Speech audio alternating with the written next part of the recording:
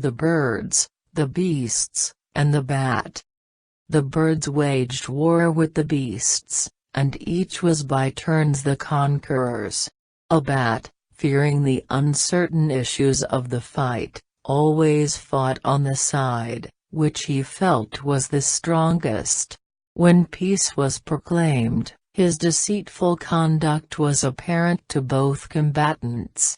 Therefore, being condemned by each for his treachery, he was driven forth from the light of day, and henceforth concealed himself in dark hiding places, flying always alone and at night. The Spendthrift, and the Swallow. A young man, a great spendthrift, had run through all his patrimony, and had but one good cloak left. One day, he happened to see a swallow, which had appeared before its season, skimming along with a pool, and twittering gaily.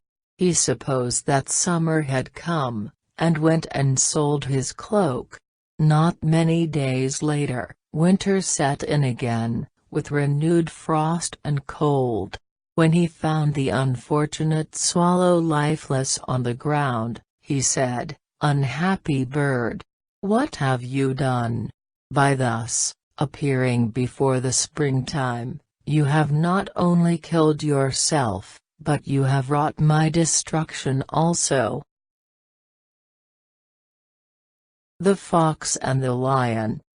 A fox saw a lion confined in a cage, and standing near him, bitterly reviled him. The lion said to the fox, "It is not you who revilest me, but this mischance, which has befallen me." The Owl, and the Birds. An owl, in her wisdom, counseled the birds that, when the acorn first began to sprout, to pull it all up out of the ground, and not allow it to grow. She said acorns would produce mistletoe, from which an irremediable poison, the birdlime, would be extracted and by which they would be captured. The owl next advised them to pluck up the seed of the flax, which men had sown, as it was a plant which boded no good to them.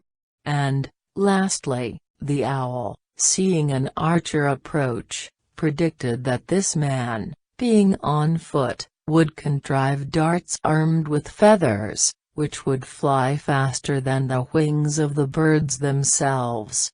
The birds gave no credence to these warning words, but considered the owl to be beside herself, and said that she was mad. But afterwards, finding her words were true, they wondered at her knowledge, and deemed her to be the wisest of birds. Hence, it is that when she appears, they look to her as knowing all things, while she no longer gives them advice, but in solitude laments their past folly. The Trumpeter Taken prisoner. A trumpeter, bravely leading on the soldiers, was captured by the enemy. He cried out to his captors, "Pray to spare me, and do not take my life without cause, or without inquiry. I have not slain a single man of your troop. I have no arms, and carry nothing, but this one brass trumpet. That is the very reason, for which you should be put to death," they said, "for, while you do not fight yourself, your trumpet stirs all the others to battle." The Ass in the Lion's Skin. An ass, having put on lion's skin, roamed about in the forest, and amused himself by frightening all the foolish animals he met, in his wanderings. At last, coming upon a fox, he tried to frighten him also, but the fox no sooner heard the sound of his voice than he exclaimed, "I might possibly have been frightened myself, if I had not heard your bray." The Sparrow, and the Hare. A hare, pounced upon by an eagle, sobbed very much and uttered cries, like a child. A sparrow upbraided her and said, "Where now is your remarkable swiftness of foot? Why were your feet so slow?" While the sparrow was thus speaking, a hawk suddenly seized him, and killed him. The hare was comforted in her death, and expiring said, "Ah! You who so lately, when you supposed yourself safe, exulted over my calamity, have now reason to deplore a similar misfortune." The Flea, and the Ox. A flea thus questioned an ox, "What ails you, that being so huge and strong, you submit to the wrongs you receive from men, and slave for them day by day, while I, being so small a creature, mercilessly feed on their flesh, and drink their blood without stint?" The ox replied, "I do not wish to be ungrateful, for I'm loved and well cared for by men, and they often pat my head and shoulders." "Woe's me," said the flea, "this very patting which you like, whenever it happens to me, brings with it my inevitable destruction." The Eagle, and the Jackdaw. An eagle, flying down from his perch on a lofty rock, seized upon a lamb, and carried him aloft in his talons. A jackdaw, who witnessed the capture of the lamb, was stirred with envy, and determined to emulate the strength and flight of the eagle. He flew around, with a great whir of his wings, and settled upon a large ram, with the intention of carrying him off, but his claws became entangled in the ram's fleece, and he was not able to release himself, although he fluttered with his feathers as much as he could. The shepherd, seeing what had happened, ran up and caught him.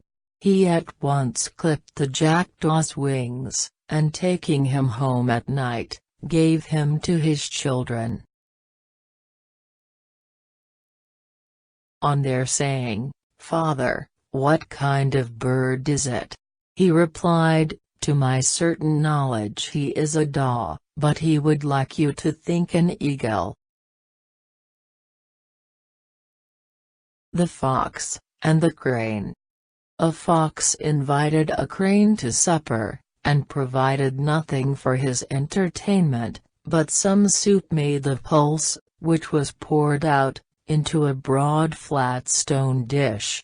The soup fell out of the long bill of the crane, at every mouthful, and his vexation at not being able to eat, afforded the fox much amusement. The crane, in his turn, asked the fox to sup with him, and set before her a flagon, with a long narrow mouth, so that he could easily insert his neck, and enjoy its contents at his leisure. The fox, unable even to taste it, met with a fitting requital, after the fashion of her own hospitality. Jupiter, Neptune, Minerva, and Momus. According to an ancient legend, the first man was made by Jupiter, the first bull by Neptune, and the first house by Minerva. On the completion of their labors, a dispute arose, as to which had made the most perfect work. They agreed to appoint Momus as a judge, and to abide by his decision. Momus, however, being very envious of the handicraft of each, found fault with all. He first blamed the work of Neptune, because he had not made the horns of the bull below his eyes, so he might better see where to strike. He then condemned the work of Jupiter, because he had not placed the heart of man on the outside, that everyone might read the thoughts of the evil disposed, and take precautions against the intended mischief. And, lastly, he inveighed against Minerva, because she had not contrived iron wheels in the foundation of her house, so its inhabitants might more easily remove, if a neighbor proved unpleasant. Jupiter, indignant at such inveterate fault-finding, drove him from his office of judge, and expelled him from the mansions of Olympus. The Eagle and the Fox. An eagle and a fox formed an intimate friendship, and decided to live near each other. The eagle built her nest in the branches of a tall tree, while the fox crept into the underwood, and there produced her young. Not long after they had agreed upon this plan, the eagle, being in want of provision for her young ones, swooped down while the fox was out, seized upon one of the little cubs, and feasted herself and her brood. The fox on her return, discovered what had happened, but was less grieved for the death of her young, than for her inability to avenge them. Just retribution, however, quickly fell upon the eagle.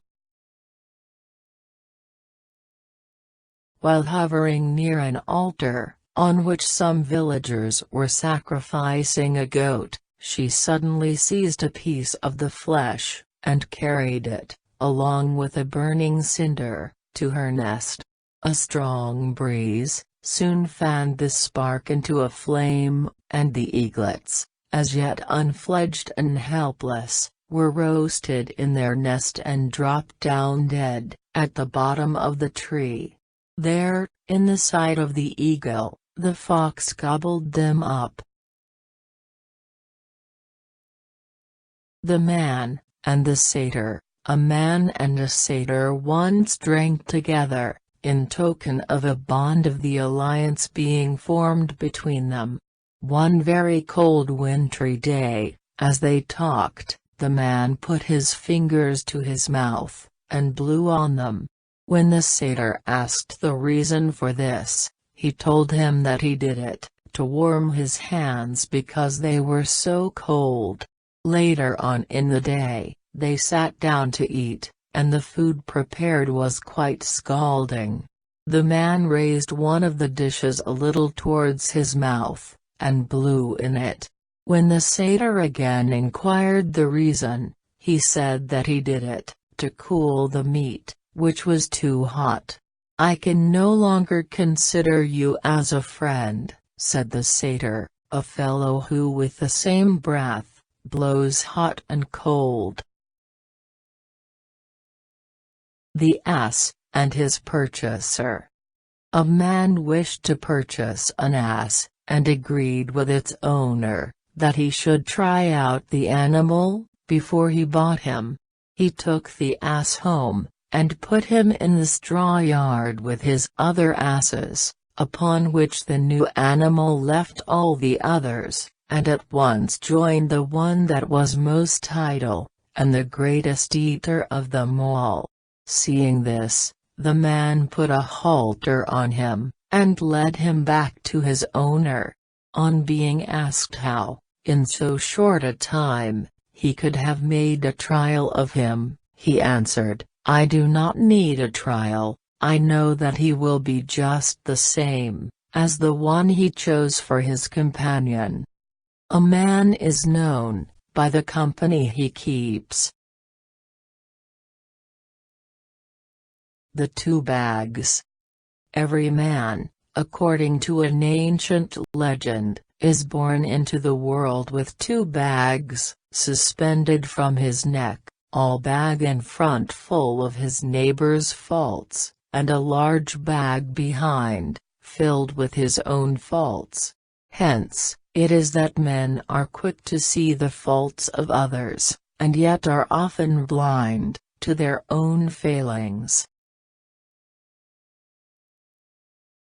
The stag at the pool. A stag overpowered by heat, came to a spring to drink. Seeing his own shadow reflected in the water, he greatly admired the size and variety of his horns, but felt angry with himself, for having such slender and weak feet. While he was thus contemplating himself, a lion appeared at the pool, and crouched to spring upon him. The stag immediately took to flight, and exerting his utmost speed, as long as the plain was smooth and open, kept himself easily at a safe distance from the lion. But entering a wood, he became entangled by his horns, and the lion quickly came up to him and caught him. When too late, he thus reproached himself, "Woe is me! How I have deceived myself! These feet which would have saved me I despised, and I gloried in these antlers, which have proved my destruction." What is most truly valuable, is often underrated. The jackdaw, and the fox. A half-famished jackdaw seated himself on a fig tree, which had produced some fruit entirely out of season, and waited in the hope that the figs would ripen.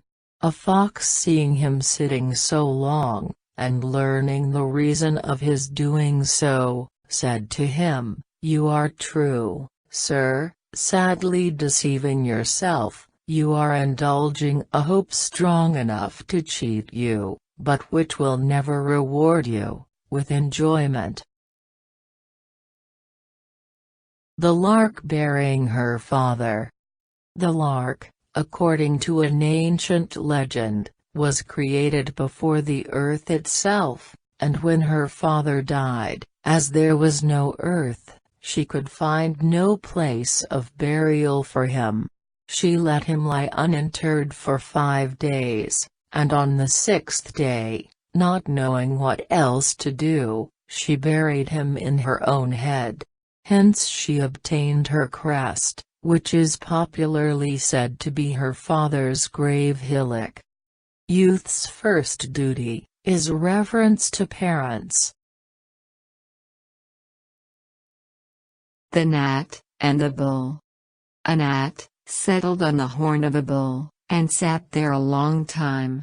Just as he was about to fly off, he made a buzzing noise, and inquired of the bull, if he would like him to go. The bull replied, "I did not know you had come, and I shall not miss you, when you go away." Some men are of more consequence in their own eyes, than in the eyes of their neighbors. The bitch, and her whelps. A bitch, ready to whelp, earnestly begged a shepherd for a place, where she might litter. When her request was granted, she besought permission to rear her puppies, in the same spot. The shepherd again consented. But at last, the bitch, protected by the bodyguard of her whelps, who had now grown up and were able to defend themselves, asserted her exclusive right to the place, and would not permit the shepherd to approach. The dogs, and the hides. Some dogs famished with hunger, saw a number of cowhides steeping in a river. Not being able to reach them, they agreed to drink up the river, but it happened that they burst themselves with drinking, long before they reached the hides. Attempt not impossibilities. The shepherd and the sheep. A shepherd driving his sheep to a wood, saw an oak of unusual size full of acorns, and spreading his cloak under the branches, he climbed up into the tree, and shook them down. The sheep, eating the acorns inadvertently, frayed and tore the cloak. When the shepherd came down, and saw what was done, he said, "Oh, you most ungrateful creatures! You provide wool to make garments for all other men, but you destroy the clothes of him who feeds you."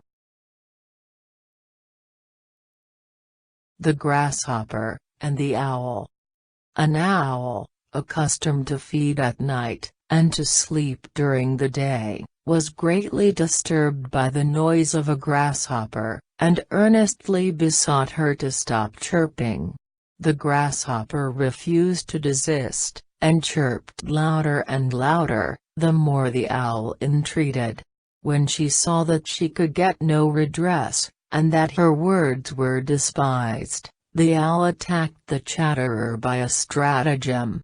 "Since I cannot sleep," she said, "on account of your song which, believe me, is sweet as the lyre of Apollo, I shall indulge myself in drinking some nectar, which Pallas lately gave me.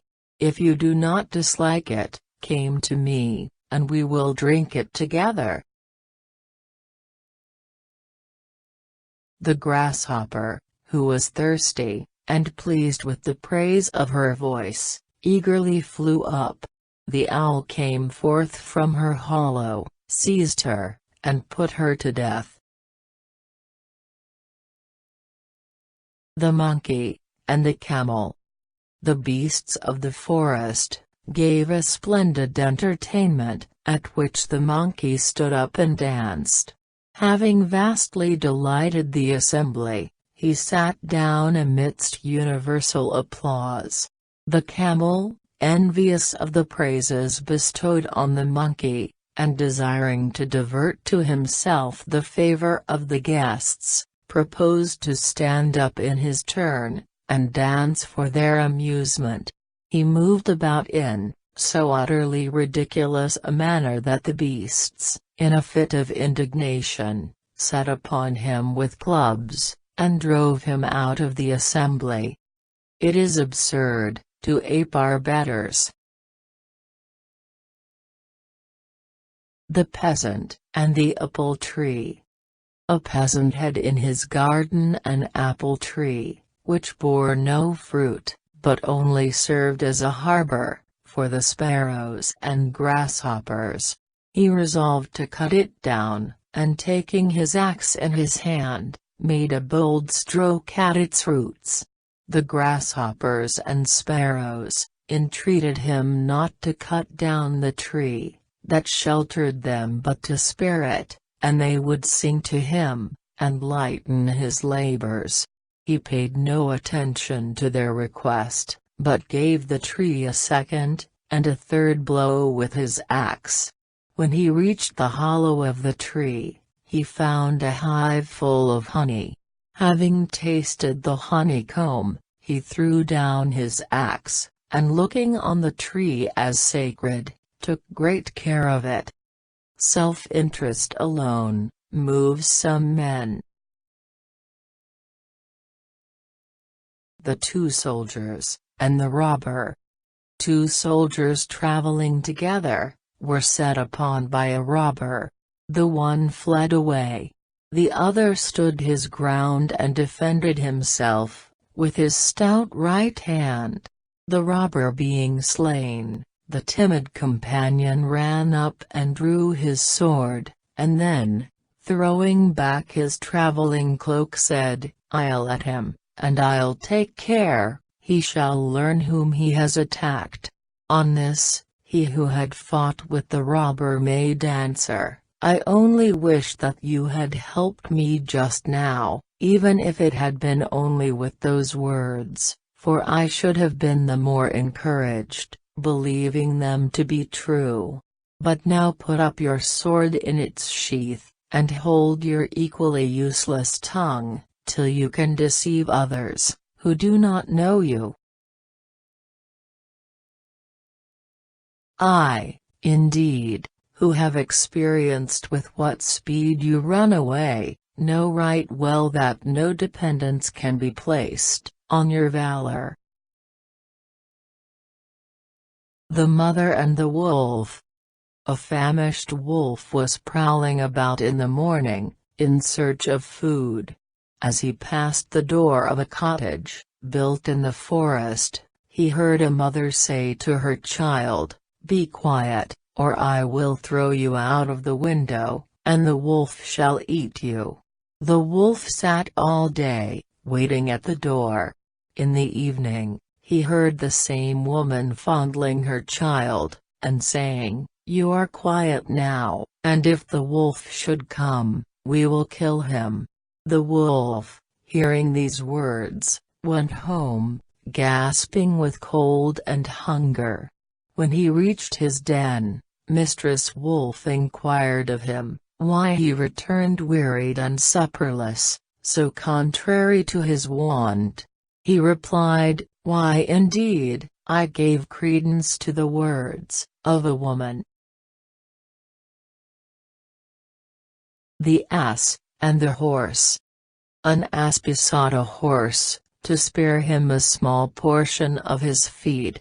"Yes," said the horse, "if any remains out of what I am now eating, I will give it to you for the sake of my own superior dignity, and if you will come, when I reach my own stall in the evening, I will give you a little sack, full of barley."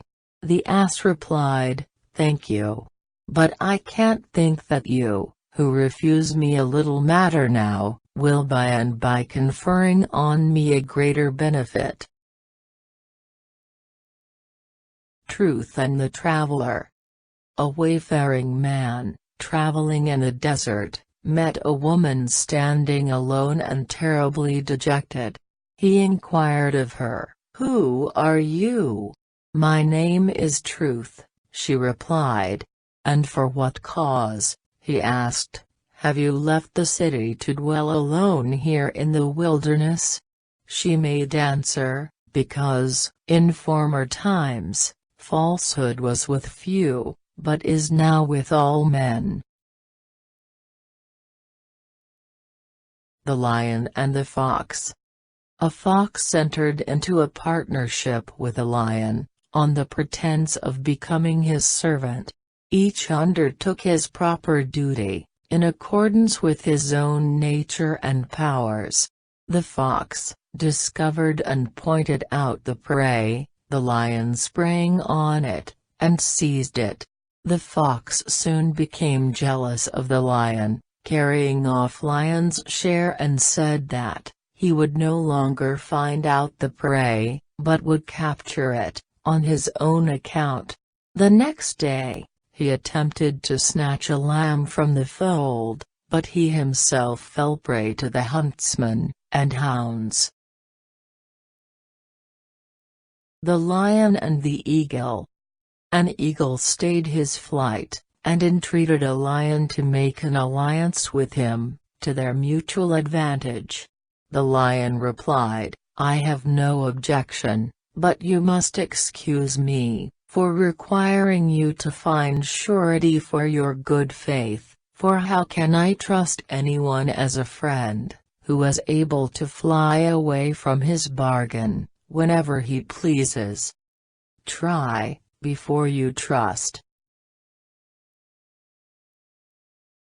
The Hen and the Swallow. A hen, finding the eggs of a viper, and carefully keeping them warm, nourished them into life. A swallow, observing what she had done, said, "You silly creature! Why have you hatched these vipers which, when they shall have grown, will inflict injury on all, beginning with yourself?" The Goods and the Ills. All the goods were once driven out by the ills, from that common share, which they each had in the affairs of mankind, for the ills by reason of their numbers had prevailed, to possess the earth. The goods wafted themselves to heaven, and asked for a righteous vengeance, on their persecutors. They entreated Jupiter, that they might no longer be associated with the ills, as they had nothing in common and could not live together, but were engaged in unceasing warfare, and that an indissoluble law might be laid down, for their future protection. Jupiter granted their request, and decreed that henceforth, the ills should visit the earth in company with each other, but that the goods should, one by one, enter the habitations of men. Hence it arises that ills abound, for they come not one by one, but in troops, and by no means singly, while the goods proceed from Jupiter, and are given, not alike to all, but singly, and separately, and one by one to those who are able to discern them. The Dove and the Crow. A dove shut up in a cage, was boasting of the large number of young ones, which she had hatched. A crow, hearing her, said, "My good friend, cease from this unseasonable boasting. The larger the number of your family, the greater your cause of sorrow, in seeing them shut up, in this prison house." Mercury and the Workman. A workman, felling wood by the side of a river, let his axe drop, by accident, into a deep pool. Being thus deprived of the means of his livelihood, he sat down on the bank, and lamented his hard fate. Mercury appeared and demanded the cause of his tears. After he told him his misfortune, Mercury plunged into the stream, and, bringing up a golden axe, inquired if that were the one he had lost. On his saying that it was not his, Mercury disappeared beneath the water a second time, returned with a silver axe in his hand, and again asked the workman if it were his. When the workman said it was not, he dived into the pool for the third time, and brought up the axe that had been lost. The workman claimed it, and expressed his joy at its recovery. Mercury, pleased with his honesty, gave him the golden and silver axes, in addition to his own. The workman, on his return to his house, related to his companions all that had happened. One of them at once resolved to try and secure the same good fortune for himself. He ran to the river and threw his axe on purpose into the pool at the same place, and sat down on the bank to weep. Mercury appeared to him just as he hoped he would, and having learned the cause of his grief, plunged into the stream, and brought up a golden axe, inquiring if he had lost it. The workman seized it greedily, and declared that truly it was the very same axe that he had lost. Mercury, displeased at his knavery, not only took away the golden axe, but refused to recover for him the axe he had thrown into the pool. The Buffoon and the Countryman. A rich nobleman once opened the theaters without charge to the people, and gave a public notice that he would handsomely reward any person who invented a new amusement for the occasion. Various public performers contended for the prize. Among them came a buffoon, well known among the populace for his jokes, and said that he had a kind of entertainment which had never been brought out on any stage before. This report, being spread about, made a great stir, and the theater was crowded in every part. The buffoon appeared alone upon the platform, without any apparatus or confederates, and the very sense of expectation caused an intense silence.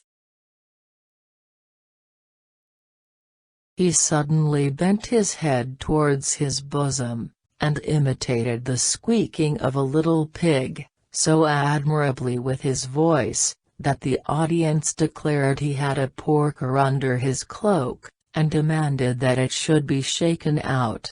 When that was done and nothing was found, they cheered the actor and lauded him, with the loudest applause.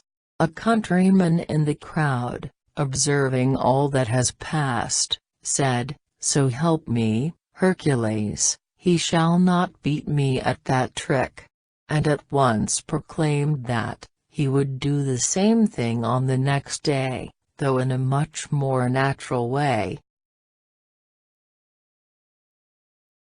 On the morrow, a still larger crowd assembled in the theatre, but now partiality for their favorite actor very generally prevailed, and the audience came rather ridicule the countryman, than to see the spectacle.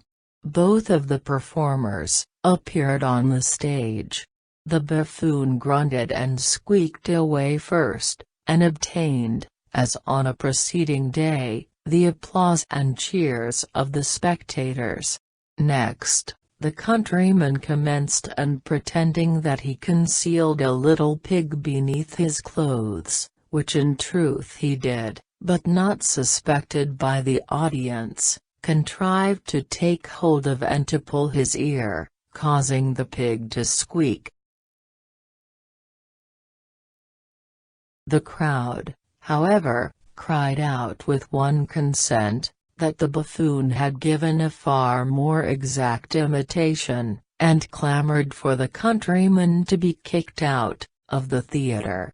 On this, the rustic produced the little pig from his cloak, and showed by the most positive proof of the greatness of their mistake. "Look here," he said, "this shows what sort of judges you are.